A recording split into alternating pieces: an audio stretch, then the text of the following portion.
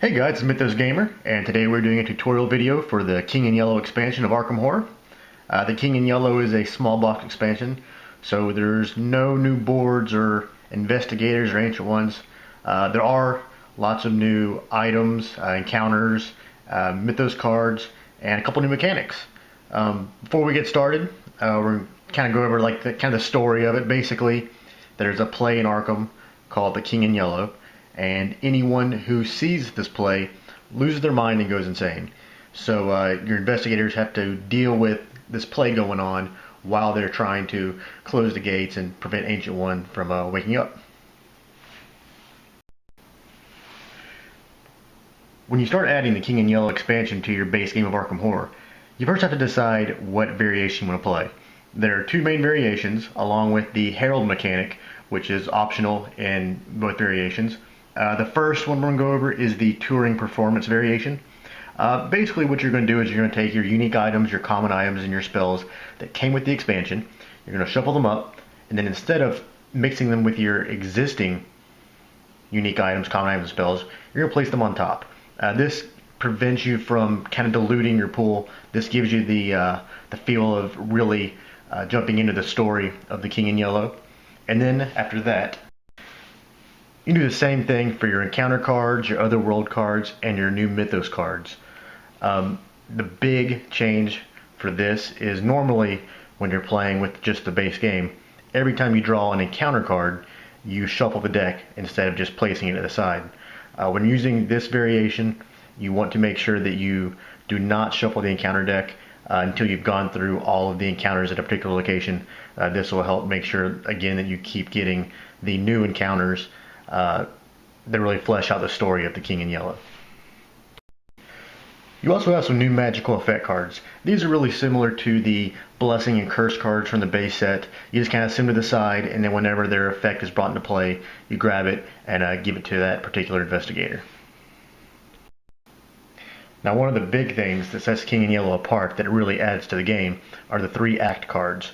There's only 3 of them, and you stack them with the number 1 on top and number 3 on the bottom.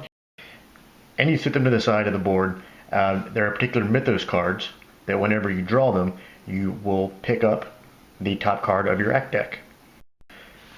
The Mythos card that causes this is called The Next Act Begins. It's a headline, and there are 6 of them mixed in with the new Mythos cards. When this card comes into play, the terror level is increased by 1, and you draw the first card of your act pile and put it into play. I'm going to show you all 3 of the act cards really quick, just so you really understand what the act deck does to the game.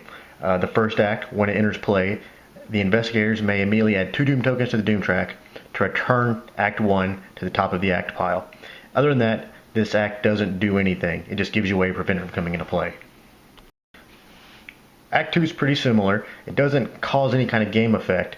You can prevent it from coming into play by immediately removing 2 Elder Sign tokens from the board. So basically those gates that you work really hard to seal, it undoes that for 2 of them. And then the third act, the curtain falls on Arkham, the investigators have lost the game. So basically the play has reached its final act and the investigators lose. Game over. So the first 2 acts don't really do a whole lot, but they give you a way to prolong Act 3 from ever happening. The other variation for the King in Yellow is called the Permanent Performance. This is basically the exact same as the Touring Performance with one big difference. Instead of stacking the new items and Mythos cards and encounter cards on top of the base set, you shuffle them in. This kind of dilutes the story, but it also gives you that feeling that the play is always in Arkham, always causing trouble, so you have to be on the lookout for it. But again, it kind of dilutes the theme of the expansion. And then you also have the optional Herald variant. This basically just combines with the Touring Performance or Permanent Performance. This is where a lot of the new components and mechanics really come into play for the King in Yellow. We're going to go over the components first, and then we'll kind of explain all the rules and how they work. First, you have the King in Yellow Herald card. You have a stack of 13 blight cards, 10 yellow sign tokens, and 3 riot monster markers. We'll start with the King in Yellow Herald. When you use a herald, you place it next to the ancient one. It's kind of a miniature version of the ancient one. You never have to fight it, but it does change the game, adding special abilities and just changing the way you normally play. The King in Yellow, he has the Tattered King ability. When he's the herald, you place all your yellow sign tokens on the sheet and then shuffle your blight deck and place it next to the board. Alright, now let's explain what you actually do with these yellow sign tokens. The blasphemous play, the King in Yellow, is being performed in Arkham. Every time the terror level increases, the investigators must do one of the following. A lot of the theme of the King in Yellow is based around the terror level. You may have noticed earlier on the Mythos card that brings up our act cards, it also increases the terror level. Whenever the terror level increases, you have to make a choice. You can either place one of the 10 yellow signs on the terror track on the space just vacated by a terror marker, or you can place a yellow sign on the doom track as though it were a doom token.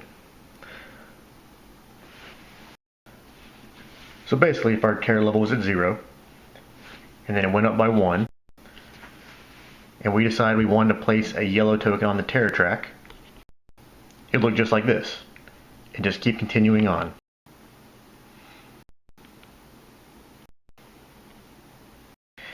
And now for the drawback of placing yellow sign tokens on the terror track.